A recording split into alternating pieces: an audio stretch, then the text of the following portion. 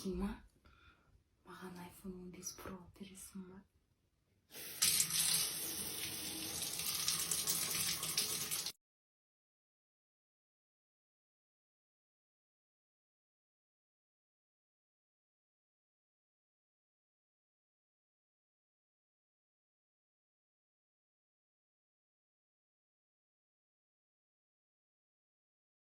Я ничего не делал, просто дышал, и вот моя месячная зарплата просто улетела с моего счета.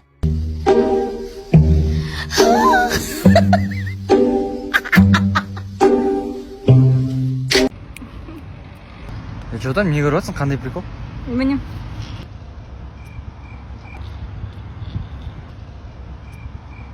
Болдың ба?